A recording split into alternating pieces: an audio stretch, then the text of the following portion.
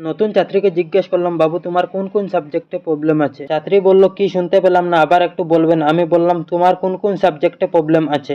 ছাত্রী বলল, না আগে কি বললেন? আমি বললাম বাবু। ছাত্রী বলল, না অ্যাকচুয়ালি আমারে আপনার বাবু লাগে।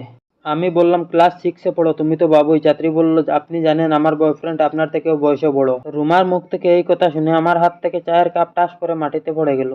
আমি শুধু ওর মুখের দিকে তাকিয়ে রইলাম। ওর মা তাড়াহুড়ো করে দৌড়ে রুমে চলে এলো। আন্টি এসে জিজ্ঞেস করলো, কি হয়েছে বাবা, কাপটা কিভাবে পড়লো? রুমা বলল, না মা কিছু হয়নি, চাটা একটু বেশি গরম ছিল তো তাই স্যার নিতে পারেনি। আমি বললাম, জি আন্টি, সত্যিই আমি নিতে পারলাম না এইটা। আন্টি বলল, কোনটা? আমি বললাম, চায়ের কাপ। আন্টি বলল, ও আচ্ছা, আমি তাহলে সকিনাকে পাঠিয়ে দিচ্ছি, ও এগুলো পরিষ্কার করে তোমাকে আরেক কাপ চা দিয়ে যাবে, কেমন? এই বলে আন্টি রুম থেকে বেরিয়ে গেল। আমি তখনও ঘামছি, হাত কাঁপছে। আস্তে আস্তে রুমাকে জিজ্ঞেস করলাম, তাহলে তোমাকে কি বলে ডাকবো, নাম ধরেই? রুমা বলল, আচ্ছা স্যার, আপনি যেন কোন ইয়ারে পড়েন? আমি বললাম, সেকেন্ড ইয়ারে। রুমা বলল, আচ্ছা, আর ও থার্ড ইয়ারে পড়ে আপনার ভার্সিটিতেই। সেই ক্ষেত্রে ও আপনার ভার্সিটির বড় ভাই, আর সেই হিসেবে আমি আপনার বাবি হই, বাবি।